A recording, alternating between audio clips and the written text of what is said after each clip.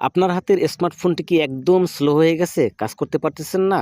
আজকে আপনাদেরকে এমন একটা ট্রিক্স দেখাবো যার মাধ্যমে আপনার ফোনটা একদম সুপার ফাস্ট হয়ে যাবে। এখানে অনেকগুলো অপ্রয়োজনীয় ডাটা স্টোর হয়ে আছে, যেগুলোর সাইজ অনেক বড় বড়, ৫ এমবি, 10 এমবি, 20 এমবি, 50 এমবি। তো এই সমস্ত অপ্রয়োজনীয় ডাটা আপনি যখন ডিলিট করে দিবেন তখন আপনার ফোনটা ফাস্ট হয়ে যাবে। কিভাবে ডিলিট করবেন তার আগে আরেকটা বিষয় একটু ক্লিয়ার করে নিই।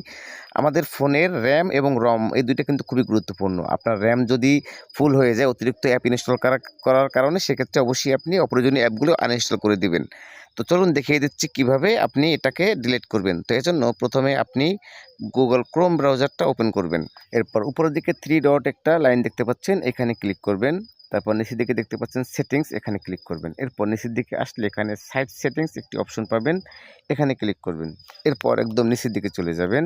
এখানে দেখতে পাচ্ছেন ডাটা স্টোরড একটি অপশন আছে, এখানে ক্লিক করবেন। এখানে দেখতে পাচ্ছেন এই যে অপ্রয়োজনীয় ডাটাগুলো কিন্তু এখানে সেভ হয়ে আছে।